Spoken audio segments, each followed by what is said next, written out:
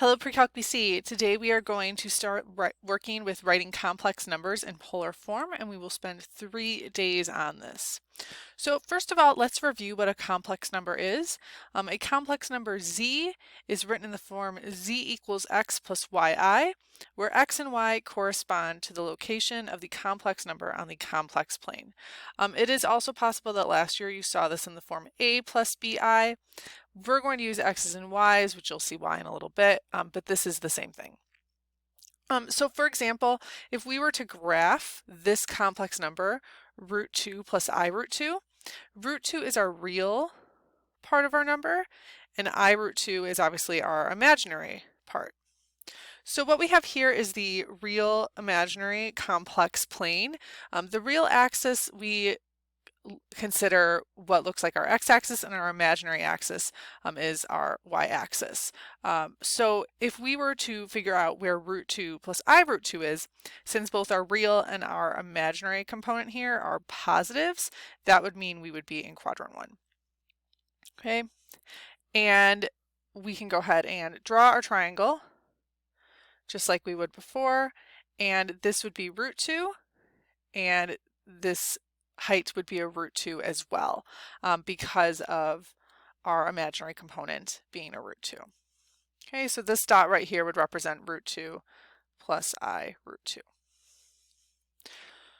So what our goal is today is to take this rectangular complex equation or complex number, and we are going to convert it into polar form.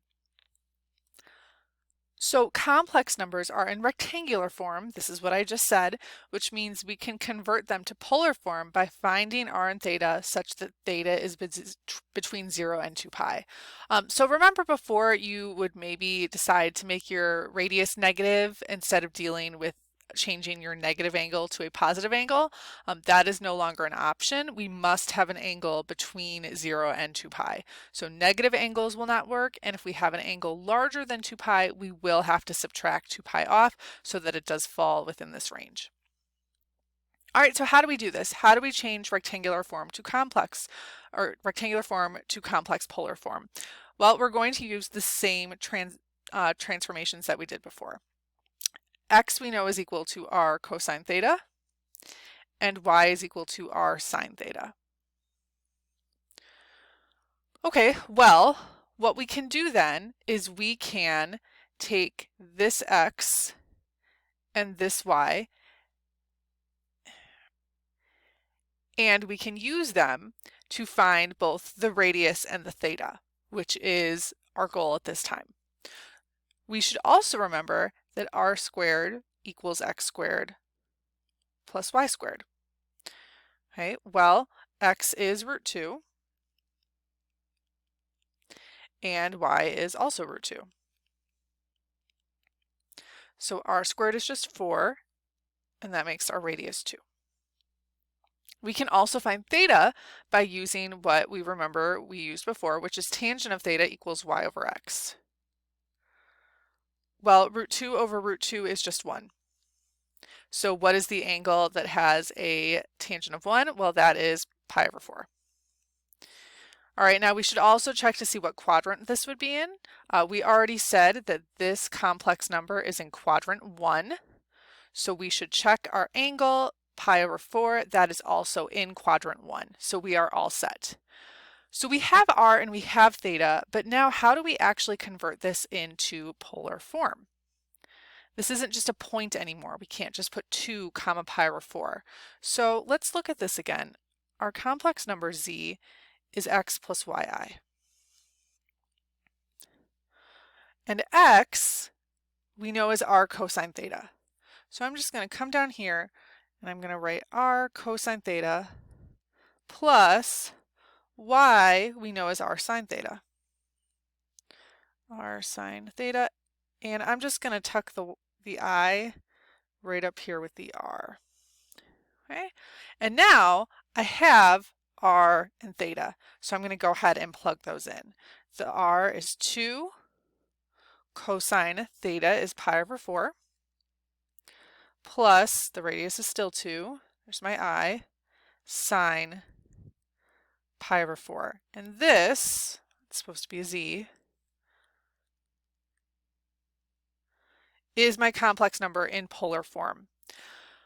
Okay, but that's a lot, right? People generally are a little overwhelmed by that formula. So there is another way to write this, which I'm going to suggest you use. You can see that both of these have a 2, so we're going to go ahead and pull that 2 out, which gives us this. This is something you're going to see a lot. In fact, more frequently than this here with the 2 distributed. But there is one more way to write this, which is actually going to be faster and you will probably prefer. There is a way to shorten this cosine pi over 4 plus I sine pi over 4, and that is using something called cis. Basically, cis is cosine plus I sine pi over 4. So this guy right here is equivalent to this guy right here. Most people are going to prefer to write complex polar in this form. So this is what most people give as their answer. All right, so let's review this quickly. Rectangular form was the root 2 plus I root 2, and this was x plus yi. The equivalent polar form is 2 cis pi over 4, and that is the radius cis theta. So this is complex polar. It is a complex number with real and imaginary components, but in polar form. It's intense. All right, so that's what we're going to practice now. We are going to rewrite the following complex numbers in polar form. The first thing we will always have to do is to go ahead and find the radius and theta. Okay, and again, we're doing polar form here. So the radius squared, I know is x squared plus y squared, and tangent of theta is equal to y over x. These are formulas that we're still using to convert. Let's check what quadrant we're in. Positive, positive. So we are in quadrant 1. R squared is equal to 1 squared plus root 3 squared. So we will end up with a radius of 2. Okay. Tangent of theta equals y over x, root 3 over 1. Let's go ahead and put our pi over 6 and our pi over 3 endpoints up here to help us with tangent. Okay, and again, these are ones you should have memorized, but I think visually it's nice to write them down because it's easier to see what tangent is.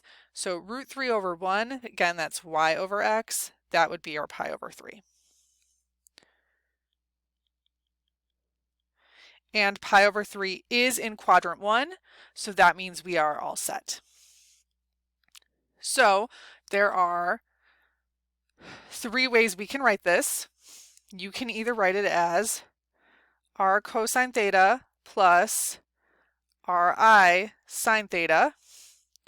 You can write it as the r being pulled out as a GCF. Or what most people are going to prefer to do is write it as r cis theta. Okay, so the answer that most of you will give is 2 cis pi over 3, which is this guy. However, you could also write it as 2 cosine pi over 3 plus I sine pi over 3, which would be this guy. Okay, just so you're familiar with those options. All right, next one here, negative root 3 plus I. Real, imaginary. We are in quadrant 2. Okay, let's go ahead and find our radius. Get rid of this just for room. So I have a negative root 3 squared plus, this is just a 1. And it looks like my radius is just going to be 2 again. All right, so this part should be reviewed for us. Tangent of theta is 1 over negative root 3. Again, we can come up here 1 over root 3, that's going to be pi over 6, but my theta is my root 3 is a negative, so that means my theta is going to be a negative pi over 6. But wait, we can't have a negative angle when we're dealing with complex polar. So what we will have to do, also negative pi over 6 is in the wrong quadrant. That's part of our issue as well. So we are just going to go ahead and add pi to get into the correct quadrant. And that will bring us to 5 pi over 6.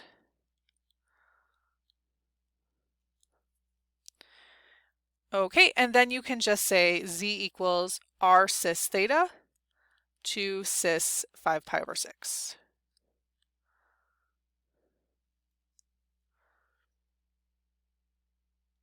All right, let's try another one. This one's going to be a little more challenging, or at least we'll have to use our calculator for it. 3, negative 4, quadrant 4.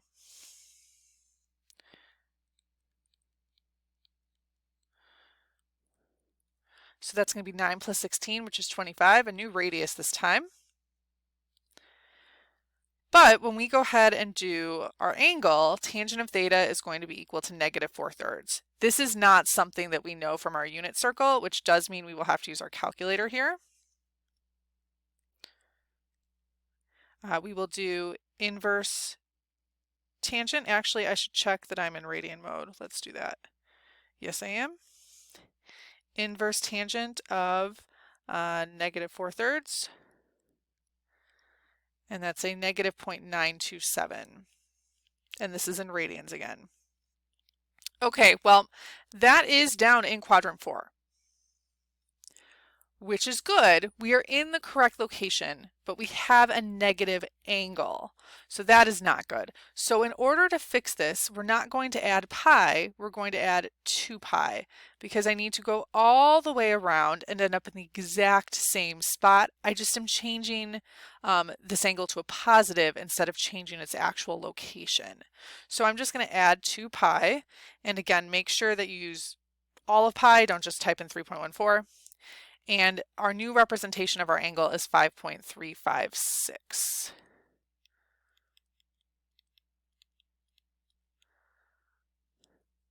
So our answer will be z equals r cis theta.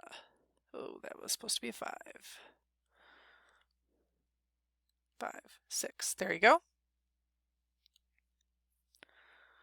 All right, you're doing great, or at least I assume so. Let's flip to the back. Okay, we have 2 more of these, and we are going to do them because I just think that it's important to get the hang of just all the different steps. So again, r squared. This is one if you want to try on your own, you certainly could, and then pause the video. I'm just going to keep on going though. 25 plus 25 is 50, and you can simplify your square root or not. I'm just going to, this is 5 root 2 once we square root both sides. Y over x, that's just a 1. Okay, tangent of theta is 1, theta is going to be pi over 4. And oops, I forgot my important first step of figuring out what quadrant I'm in. Both real and imaginary are negative, so I am in quadrant 3. That step is important. If you don't do it first, that's okay. But once you find theta, you do absolutely need to check which quadrant you should be in, because of course in this situation, my theta pi over 4 is in quadrant 1. We are in the wrong quadrant, so to fix us being in the wrong quadrant, we do need to add pi, which is equivalent to just saying what's the pi over 4 angle in quadrant 3, which would be 5 pi over 4. All right, so this is my new theta. And then we're just writing this in r cis theta form. So 5 root 2 or root 50 cis 5 pi over 4.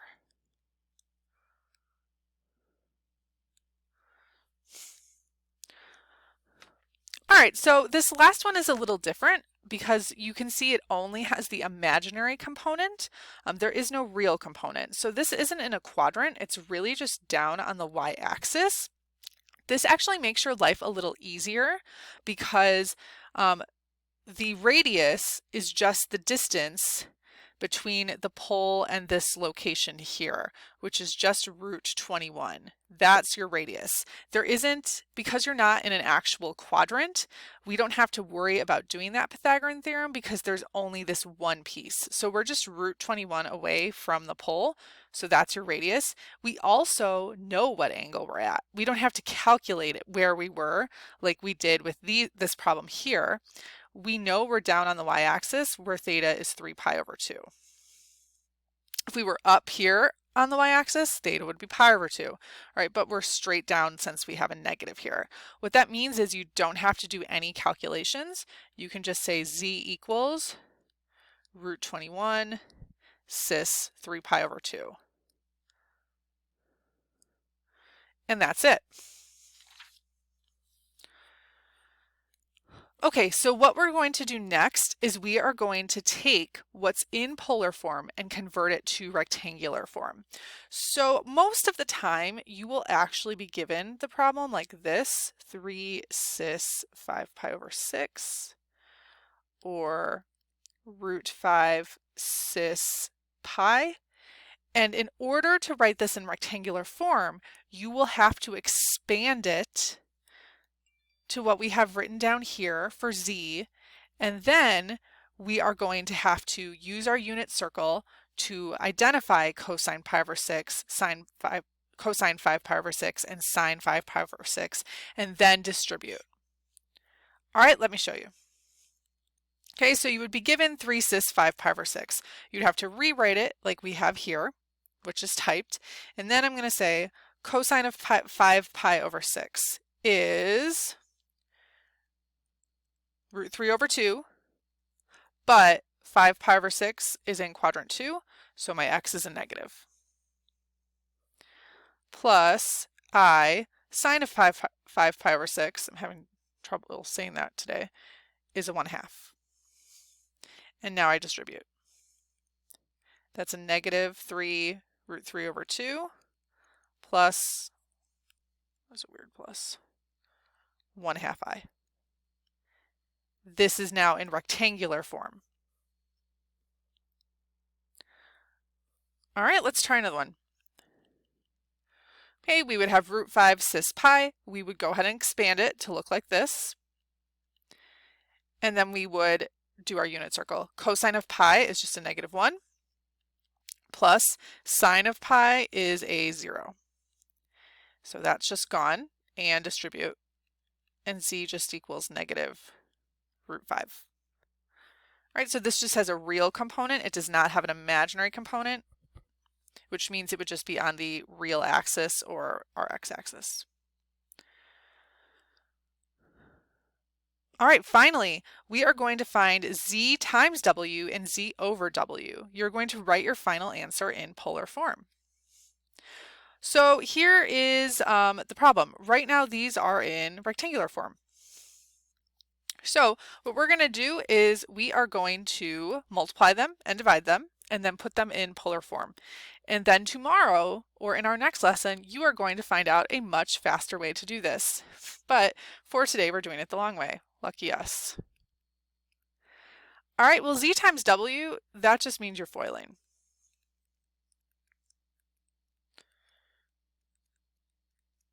Okay, so I'm going to try to run through this quickly here. 8 minus 4i plus 6i minus 3i squared.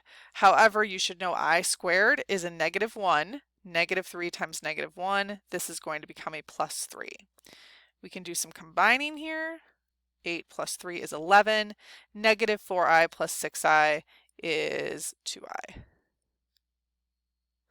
So there is z times w, and now I just need to go ahead and convert that into complex polar form, which is what I spent the first part of this lesson doing. 11 plus 2i is in quadrant 1. Both the real and the imaginary component are positive. R squared is equal to x squared plus y squared. So that's 121 plus 4 is 125. Again, feel free to not simplify your root, but this is just a 5 root 5. Tangent of theta is equal to y over x. If you know what theta is when tangent is 2 over 11, I'm very impressed with you. I'm just going to go ahead and use my calculator. 0.17 or 0.180. Okay, that is positive and it would be in quadrant 1. So this looks good. All right, so we're finally ready to write z times w in complex polar form, which is just 5 root 5 cis theta, so 0.180.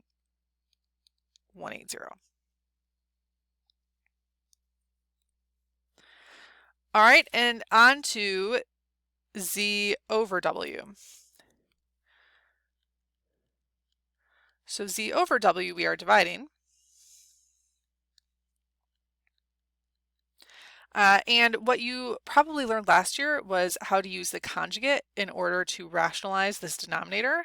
So what we do is multiply it by 2 plus I on top and bottom. And the reason we do that is because when you FOIL the bottom, this is like difference of squares now, we would just get 4 plus 2i minus 2i minus I squared, and those 2i's cancel. And minus I squared is just going to become a positive 1. So our denominator is just a 5 here. The top we will have to FOIL like normal. Okay, so that's 8 plus 4i plus 6i plus 3i squared. This has gotten a little messy, so we'll just rewrite it. Plus 3i squared, again, I squared is a negative 1, and so this becomes a minus 3. So we'll just have 5 plus 10i all over 5, which nicely reduces to 1 plus 2i. Okay, so again, that's rectangular form, and now we're just converting that to complex polar like we did before. We are still in quadrant 1. R squared equals x squared plus y squared. So r squared is equal to 5, and the radius is going to be root 5. Tangent of theta is y over x, which is just 2. And again, we will have to use our calculator for this. Inverse tangent of 2, 1.107. All right, that's good. That's still in quadrant 1. So we are ready to write our final answer. Z over W is r cis theta, root 5, cis 1.107. All right, so that's going to be our answer. And tomorrow we are going to learn about how to do this in a quicker, more efficient manner. So I hope you enjoyed your lesson on complex polar, and I hope you have a great day. Bye.